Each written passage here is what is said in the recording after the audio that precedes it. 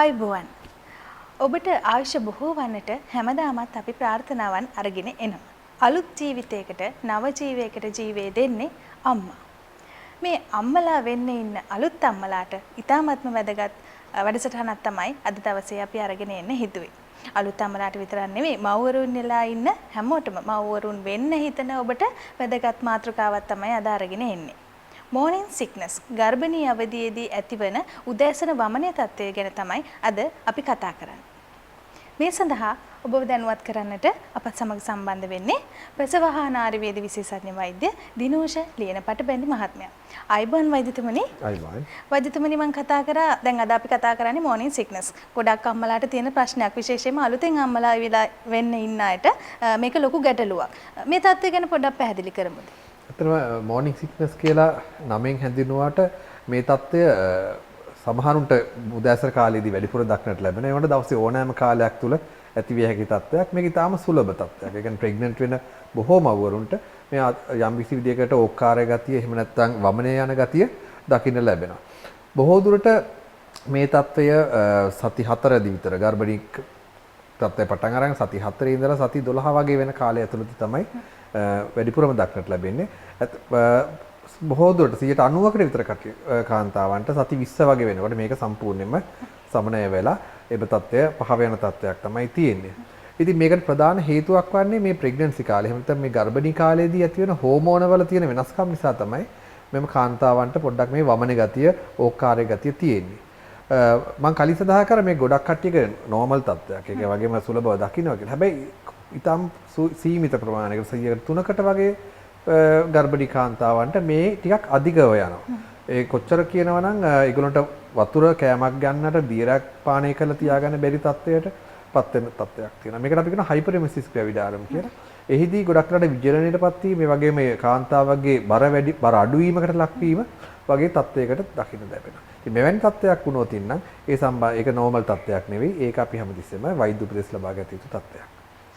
මෙවැනි තත්ත්වයක් උඩ ඒ කියන්නේ මේ වගේ උදෑසන වමනේ තත්ත්වය වැඩි වශයෙන් අවදානම් තත්ත්වයකට යන්න පුළුවන් කොටසක් ඉන්නවද මේ අතර? ඔව්.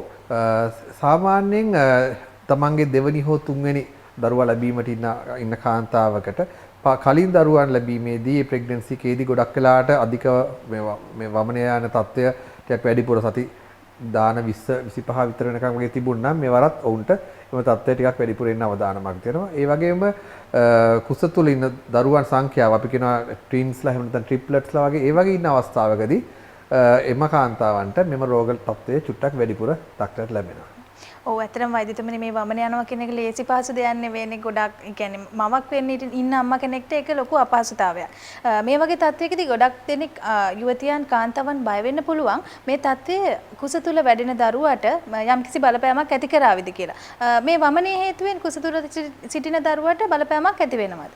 ඇත්තෙම මම සාමාන්‍යයෙන් ඇතිවෙන ওই වමනේ ප්‍රමාණය හයිපරෙමෙසිස් ග්‍රැවිඩාරුම් තත්ත්වය නෙවෙයි. අර බහුතරයකට ඇතිවෙන තත්ත්වයේදී යම්කිසි බබාට වෙන බලපෑම ඉතාම අවමයි. ඇත්තම බලපෑමක් නැති තරම්. නමුත් හයිපරෙමෙසිස් ග්‍රැවිඩාරුම් කියන තත්ත්වයේදී නම් because දිගින් දිගටම එම කාන්තාවන්ට ආහාර ගැනීමට නොහැකි වීම, විජලනයටපත් වීම, බර අඩු වීම වගේ මෙවැනි සංකූලතාත් එන නිසා යම්කිසි දෙයකට කුස තුළට වැඩෙන දරුවාගේ බර වැඩි වීම යම්කිසි විදිහකට අඩාල වීමක් දක්නට ලැබෙනවා. ඒක නිසා උපත් බර අඩුවීමේ රිස්ක් එකක් තියෙනවා. ඉතින් එවැනි කාන්තාවන්ට අපි සාමාන්‍යයෙන් අපගේ සායනවලදී නිරතුරුවම ස්කෑන් පරීක්ෂණ මගින් බබාගේ වර්ධනය පිළිබඳව අපි සෑහෙන අවධානයෙන් සිටිනවා. නැත්නම් සාමාන්‍යයෙන් එය ලොකු ගැටලුවක් නෙවෙයි. ඔන්න අපේ අම්මලාට සුබ ආරංචියක්.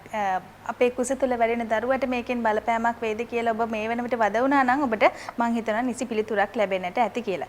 වෛද්‍යතුමනි දැන් මේ තත්වයට මේ වමනේ යෑමේ තත්වයට වෛද්‍යවරයෙකුට යොමු වෙන්න කලින් අම්මා කෙනෙක්ට පුළුවන් ද යම්කිසි මේක පාලනය කරගන්න යම්කිසි ක්‍රමවේදයක් අනුගමනය කරන්න මොන වගේ දේවල්ද කරන්න ඕන? ඇත්තෙන්ම බොහොමයක් අවස්ථාවලට එම ගර්භණී කාන්තාවට මේ සම්බන්ධයෙන් යම්කිසි ක්‍රියාමාර්ග ගැනීමට පුළුවන්. ඉතාමත් පහසු දේවල්. උදාහරණයක් විදිහට තමන් ගන්න ආහාර රටාව අපි කියන සාමාන්‍යයෙන් ලොකු ආහාර ප්‍රමාණවල් ගන්න නැතුව කුඩා ප්‍රමාණ ආහාරයට ලබා ගන්න. විශේෂයෙන්ම ප්‍රෝටීන, කාබෝහයිඩ්‍රේට් වැඩි මේදේ අඩු ආහාර ගැනීමෙන් මේ වමනයේ ඔක්කාරේන ගතිය අඩු කර ගන්න පුළුවන්. ඒ වගේම හැමතිස්සෙම හිස් බඩේ ඉන්න එපා කියලා අපි කියනවා. පුළුවන් තරම් යම්කිසි ප්‍රමාණයක් පොඩි ආහාර ප්‍රමාණයක් හරි හැමතිස්සෙම ලබාගෙන තියාගන්න. මොකද හිස් බඩින් දීමෙන් ඔවුන්ට වමනේ එන ගතිය වැඩි ගෙත්තක් තියෙනවා. ඊට අමතරව විශේෂයෙන්ම දියර වර්ග පානය කිරීම ගැන. අපි කියන isotonic fluids කියලා. ඒ කියන්නේ ගොඩක් රට තැඹිලි, ජීවනි ඒ වගේ පාන වර්ග ගැනීම ඉතාමත්ම සුදුසුයි. තවත් සමහර කාන්තාවන් ශීත කරන ලද ආහාර විශේෂයෙන්ම ශීත කරන ලද පාන වර්ග එහෙම නැත්නම් පොප්සිකල් වගේ නැත්නම් අයිස් කැට වගේ දේවල් සමහරලාට දියරමය වශයෙන් ගන්න නැතුව ඒ විදිහට පාවිච්චි කරන අවස්ථා තියෙනවා. ඒ වගේනොත් ඔවුන්ගේ මේ වමනේ ගතිය යම්කිසි දුරකට පාලනය වීමක් සහ එම ආහාර අපි කියන ටොලරේට් කරනවා කියලා. ඒ කියන්නේ වමනේ නොදා තියාගැනීමේ හැකියාවක් තියෙනවා. රුචිකත්වයේ අනුව පළතුරක් වුණත් බ්ලෙන්ඩ් කරලා ඒකට ජූස් එකක් හදාගෙන කූල් කරලා ගන්න පුළුවන්. ඔව් ඒ ජූස් එකත් ගොඩක් thickness එක නැතුව ටිකක් අපි කියනවා තනුක කරලා වගේ ගත්තා නම් හොඳයි. ඒ වගේම අපි ගන්න සුප් එකක් වුණත් අපි කියනවා ක්ලියර් සුප් කියලා කියන්නේ. ඒ කියන්නේ අර බ්ලෙන්ඩ් කරන්නේ නැතුව වතුර ප්‍රමාණය විතරක් ගත්ත සුප් එකක්. ඒ වගේ ඒවත් ගොඩක් මව්වරුන් වමනේ දාන්න නැතුව තියාගැනීමේ හැකියාවක් උඩ තියෙනවා. මේ වමන තත්ත්වය පාලනය කර ගැනීමට ඔබට උපකාරී කරගන්න පුළුවන් තවත් සරල දෙයක් තියෙනවා ඉඟුරු. ඒ ගොඩක් වෙලාවට පරිශන වගිනුත් ඇත්තටම සොයාගෙන තියෙනවා ඉඟුරු යුෂ ලබා ගැනීම මෙම වමන තත්ත්වය යම්කිසි දුරකට පාලනය කිරීමට උපකාරී වෙනවා කියලා. ඉතින් මේක ඉඟුරු බිස්කට් එකක් හෝ එහෙම නැත්නම් යම්කිසි ඔබ ගන්න පානයකට ඉඟුරු යුෂ ප්‍රමාණයක් මිශ්‍ර කරලා ලබා ගැනීමත් ඔබට කර හැකි එක්තරා ක්‍රමයක්. ඇත්තටම අලුතෙන් අම්මා කෙනෙක් වෙන්න ඉන්න කෙනෙකුට වෛද්‍යවරයා තරම් උතුම් කෙනෙක් නැහැ. වෛද්‍ය උපදෙස් තරම් දෙයක් ඒ කාල සීමාවේ නැහැ. ඇත්තටම වෛද්‍යතුමනි, එතකොට මේ වගේ තත්වයකදී වෛද්‍යවරයෙකු විදියට ඔබට ඇත්තටම අත්දැකීම් ඇති ඊටමත් වැඩිපුර මේ වගේ අයට දෙන්න පුළුවන් උපදෙස් මොන වගේද?